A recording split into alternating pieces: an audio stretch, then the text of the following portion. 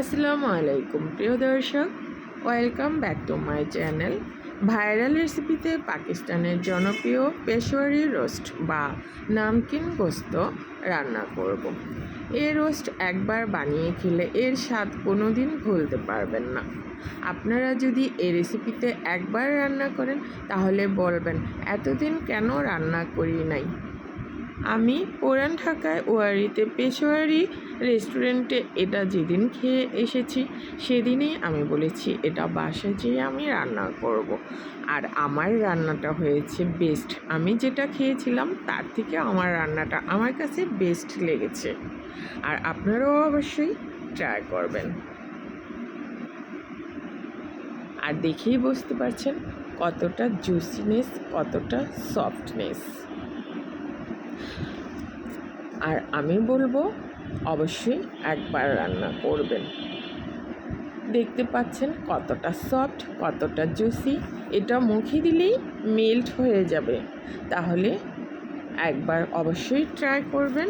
হয়তো বলবেন তেল মশলা ছাড়া মাংস রান্না হলো, এটা কি খাওয়া যাবে নাকি? ট্রাস্ট মি, জাস্ট একবার বানিয়ে দেখবেন, আপনিই বলবেন আমার খাওয়া বেস্ট রেসিপি এটা। এখন তাহলে রেসিপিটি তৈরি করে নেওয়া যাক। সে পর্যন্ত সবাই আমার সাথেই থাকবেন আশা করছি। আর রেসিপিটা এনজয় করবেন। তৈরি করে আমাকে কমেন্টে জানাবেন আপনাদের কাছে কেমন লেগেছে।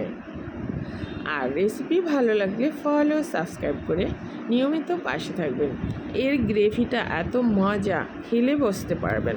এখন আমি এখানে 1 কেজি মাংস নিয়েছি, সাথে নলি নেবেন। নলি নিলে নলি থেকে জুসিনেসটা বের হয়। আর হাড়ও নিয়েছি, আমি তেল নিয়েছি, তেল চর্বি সহ। আর মাংস বেশি একটু নিতে হবে। মাংসটা এই যে থানা থানা মাংসটা নিলে বেশি ভালো হয় রান্নাটা। প্রথমে আমি 2 টেবিল চামচ ঘি দিয়ে মাংসটাকে এখন ভেজে নেব।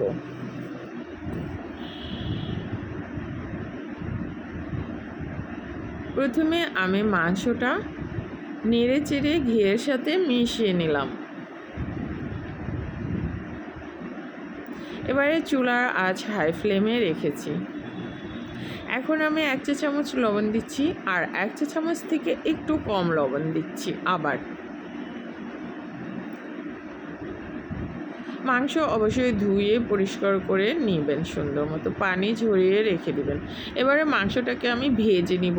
ভাজলে কালারটা খুবই সুন্দর হবে। রেস্টুরেন্টে কিন্তু পেশোয়ারি রেস্টুরেন্টে যারা এই পেশোয়ারি বিফটা রান্না করে সেখানে কিন্তু এরকম ভেজে নেয়, তাহলে ফ্লেভারটাও সুন্দর আসে, কালারটাও সুন্দর আসে। এবারে আমার ভাজা হয়ে গেল। এবারে আমি এই মগটা দিয়ে 2.5 কাপ পানি দিয়ে দিচ্ছি। এটা একটু বড়ই কাপটা সাইজে।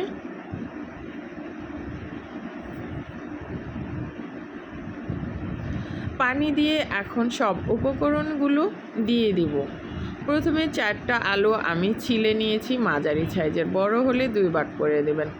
আলু ছাড়া পেশোয়ারি বিফ জমবেই না। আলু ছাড়া আবার পেশোয়ারি বিফ রান্না করা যায় নাকি? আলুটাই এটার আসল স্বাদ। পেঁয়াজ দিলাম 5টা, ছিলে নিয়েছি সুন্দর করে। আর টমেটো মুখটা একটু কেটে দিয়েছি। 4টা টমেটো দিয়েছি, 5টা পেঁয়াজ দিয়েছি, 5টা রসুন ধুয়ে পরিষ্কার করে আস্ত দিয়েছি। যারা রসুন পছন্দ করেন না তারা চাইলে স্কিপ করতে পারবেন। এবারে এগুলো সুন্দর মতো সাজিয়ে নিলাম। আমার এই পাত্রটা ছোট মনে হচ্ছে, পরে আবার আমি একটা বড় পাত্রে ট্রান্সফার করব। এখন আমার পানিটা বলক চলে এসছে, দেখতেই পাচ্ছেন। এবারে 1 চা চামচ গোলমরিচটা দিলে এর ফ্লেভার এত সুন্দর হয়, অনেক মজার। তারপরে টমেটো এর গ্রেভিটাকে সুন্দর কালার নিয়ে আসবে, আর অনেক স্বাদ অ্যাড হবে টমেটো থেকে। এবারে কাঁচামরিচ দিয়ে দিলাম বেশ কিছু, 15-16টার মতো কাঁচামরিচ দিয়ে দিলাম। আর এর আলুগুলো খেতে এত মজার হয়, আপনি যখন রসুনটা খাবেন দেখবেন এত স্বাদ। আমি বললাম আপনারা মিলিয়ে নেবেন। এবারে ঢেকে দিলাম বলক আসার জন্য। যখন বলক চলে এসছে তখন এই যে আবার একটু ঘি দিয়ে দিলাম, আর আমি 2-3 বার এটাকে একটু নেড়ে চেড়ে দিব। আর ভাব যেন না বেরিয়ে যায়। সাইডে চাইলে আপনারা আটা দিয়েও আটকিয়ে দিতে পারবেন। এখন আমি সরা দিয়ে ভালো মতো ঢেকে আর একটা লং দিয়ে ছিদ্রটাকে বন্ধ করে দিচ্ছি যেন ভাবটা বেরিয়ে না যায়। মাঝে মাঝে 2-3 বার নেড়ে চেড়ে দিব। এবারে 2.5 ঘন্টা রান্না করব। 2.5 ঘন্টা পর ফিরে আসলাম। পেশোয়ারি রোস্ট বা নামকিন গোস্ত যারা খেয়েছেন তারা এর স্বাদ জানেন, যারা খান নাই আমি বলবো অবশ্যই একবার রান্না করবেন। আল্লাহ হাফিজ।